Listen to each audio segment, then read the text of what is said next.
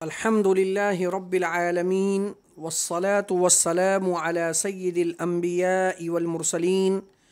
وعلی آلہ واصحابہ اجمعین اما بعد بسم اللہ الرحمن الرحیم ومن باع عبدا فباعه المشتری ثم رد علیہ بعیب فإن قبله بقضاء القاضی فله أن يرده على بائعه الأول وإن قبله بغير قضاء القاضي فليس له أن يرده على بائعه الأول۔ ایک شخص نے غلام فروخت کیا، مشتری نے اس غلام کو آگے بیچ دیا، پھر مشتری اول پر کسی عیب کی وجہ سے غلام کو لوٹا دیا گیا۔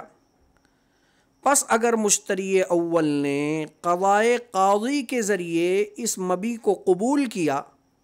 تو اس کے لیے جائز ہوگا کہ یہ عیب دار مبیع بائع اول پر لوٹا دے،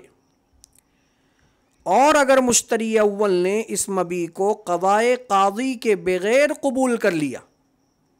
تو اب اس کے لیے جائز نہیں ہے کہ اس مبیع کو بائع اول پر لوٹا دے۔ عزیز طلباء، اس متن کے تحت مصنف علیہ الرحمہ یہ مسئلہ بیان فرما رہے ہیں کہ اگر زید نے بکر کو اپنا غلام فروخت کر دیا اور بکر نے قاسم کو فروخت کر دیا تو زید ہوا بائع اول، بکر ہوا مشتری اول اور قاسم ہوا مشتری ثانی۔ اب یہ ہوا کہ قاسم نے جب مبیع کو دیکھا تو اس میں اس نے عیب پایا، اس لیے قاسم یعنی مشتری ثانی نے مبیع کو پہلے مشتری بکر کو واپس کر دیا۔ اب یہاں یہ سوال ہے کہ کیا بکر جو مشتری اول ہے وہ اس مبیع کے اندر عیب کی وجہ سے اس مبیع کو بائع اول یعنی زید کو لوٹا سکتا ہے یا نہیں؟ تو مصنف علیہ الرحمہ اس سوال کا جواب دے رہے ہیں کہ اگر بکر یعنی مشتری اول نے اپنی مرضی سے قاضی کے فیصلے کے بغیر مبیع کو قبول کر لیا ہو تو وہ بائع اول یعنی زید کو عیب دار مبیع نہیں لوٹا سکتا۔ اسی کو مصنف فرما رہے ہیں وَإِن قَبِلَهُ بِغَيْرِ قَضَاءِ الْقَاضِي فَلَيْسَ لَهُ أَن يَرُدَّهُ عَلَى بَائِعِهِ الْأَوَّلِ، کہ اگر مشتری نے عیب دار مبیع کو قضائے قاضی کے بغیر قبول کر لیا فَلَيْسَ لَهُ أَن يَرُدَّهُ، تو اب مشتری کے لیے جائز نہیں ہے کہ وہ عیب دار مبیع کو عَلَى بَائِعِهِ الْأَوَّلِ بائع اول پر لوٹائے۔ لیکن اگر بکر نے عیب کا انکار کیا اور اس پر مشتری ثانی قاسم نے گواہ پیش کر کے قاضی کے فیصلے کا سہارا لیا اور قاضی نے مبیع کو گواہ و ثبوت کی وجہ سے مشتری اول بکر کو واپس کرنے کا فیصلہ کیا، جس سے مجبور ہو کر بکر نے مبیع کو قبول کر لیا۔ معلوم یہ ہوا کہ بکر نے اپنی مرضی سے مبیع کو نہیں قبول کیا بلکہ قضائے قاضی سے کیا۔ تو اب اس صورت کا حکم یہ ہے کہ یہ بکر جو مشتری اول ہے اس کو حق حاصل ہوگا کہ وہ اس عیب دار مبیع کو بائع اول یعنی زید کو واپس کر دے۔ اسی کو مصنف علیہ الرحمہ نے عبارت میں ذکر کیا فَإِن قَبِلَهُ بِقَضَاءِ الْقَاضِي، پس اگر مشتری اول نے عیب دار مبیع کو قاضی کے فیصلے کی وجہ سے قبول کیا فَلَهُ أَن يَرُدَّهُ عَلَى بَائِعِهِ الْأَوَّلِ، تو مشتری اول کے لیے جائز ہے کہ وہ اس مبیع کو بائع اول یعنی زید پر لوٹا دے۔ مشتری اول بکر کا اپنی مرضی سے مبیع کو واپس لینے کی صورت میں بائع اول زید کو مبیع کے لوٹانے کا ممنوع ہونا اور مشتری اول بکر کا قاضی کے فیصلے کے ذریعے مبی کو واپس لینے کی صورت میں بائع اول زید کو مبی کے لوٹائے جانے کا جائز ہونا، ان کے مابین جو فرق ہے اس فرق کی کیا وجہ ہے؟ اگر جانبین کی رضامندی سے ایسا ہوا ہے تو اسے نئی بیع شمار کیا جائے گا، یعنی مشتری اول نے اگر اپنی مرضی سے اس عیب دار مبی کو قبول کر لیا تو اسے نیا عقد شمار کیا جائے گا، نئی بیع شمار کی جائے گی جس میں سابقہ بیع کا کوئی اثر باقی نہیں رہے گا۔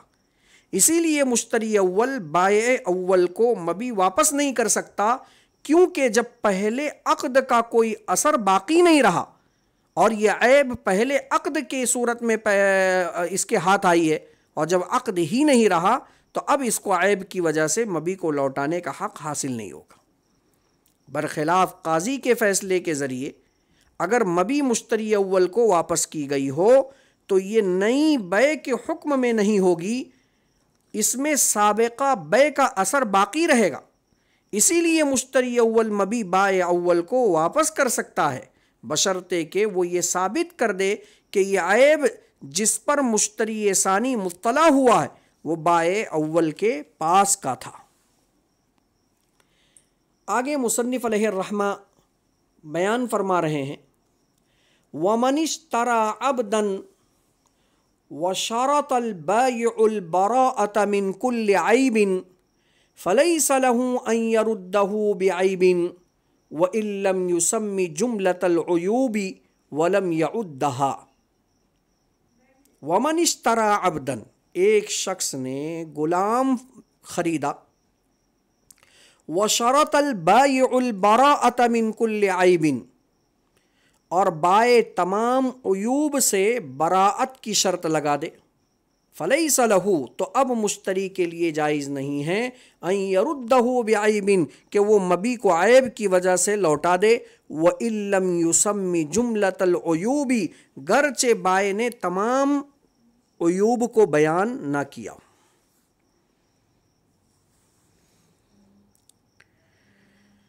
عزیز طلبہ، اس عبارت کے تحت مصنف علیہ الرحمہ یہ ذکر کر رہے ہیں کہ بعض اوقات ایک شخص کسی چیز کو حتمی طور پر بیچنا چاہتا ہے اور وہ یہ نہیں چاہتا کہ خریدار کسی عیب کی وجہ سے بعد میں اس کو یہ مبی واپس کر سکے۔ شرعی لحاظ سے بیچنے والے یعنی بائع کو اس طرح شرط لگانے کی اجازت حاصل ہے، بشرطے کہ وہ خریدار کو دھوکہ نہ دے۔ البتہ اس شرط کے حوالے سے یہ بات ذہن میں رکھ لینی چاہیے کہ معاملہ کرتے وقت ہی بائع یہ شرط لگائے کہ اس میں وہ ہر قسم کے عیوب سے اپنی ذات کے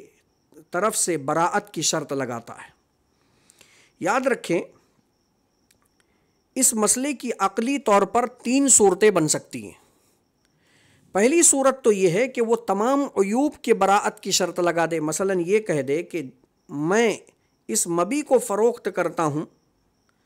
اب یہ جیسی بھی ہو سامنے موجود ہے، اس میں کسی بھی قسم کے عیب کے تعلق سے میں کوئی ذمہ داری قبول نہیں کرتا ہوں،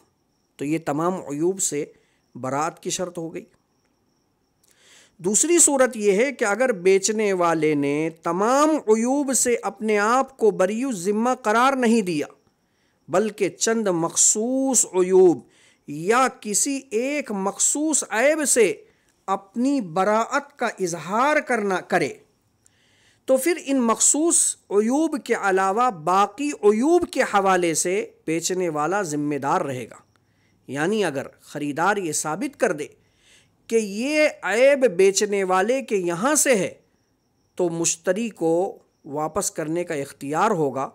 اور بائع کی ذمہ داری ہوگی کہ وہ اس چیز کو قبول کرے، واپس لے لے۔ اب یہاں یہ یاد رکھیں، اگر یہ اختلاف ہو جائے کہ اس عیب کا استثناء ہوا تھا یا نہیں ہوا تھا، بائع اور مشتری کے درمیان اختلاف ہو جائے کہ جن مخصوص عیوب سے بائع نے براءت کی شرط لگائی، یہ جو عیب نظر آیا یہ وہ مخصوص عیوب میں سے ہے یا ان کے علاوہ سے ہے۔ اگر یہ اختلاف ہو جائے تو مشتری کی بات کا اعتبار ہوگا، کیونکہ جب گواہ نہ ہو، ثبوت نہ ہو، بینہ نہ ہو تو منکر کی بات مان لی جاتی ہے۔ تیسری صورت یہ ہے کہ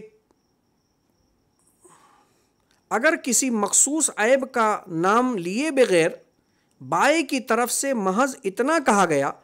کہ میں اس چیز کے ایک یا دو عیوب سے بری ہوں گا، تو بھی معاملہ درست رہے گا، اور جتنی تعداد کا استثناء ہوا تھا اتنی تعداد میں عیوب معاف سمجھے جائیں گے،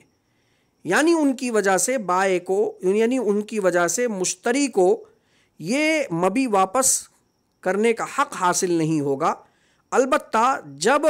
ان تعداد سے عیوب بڑھ جائیں،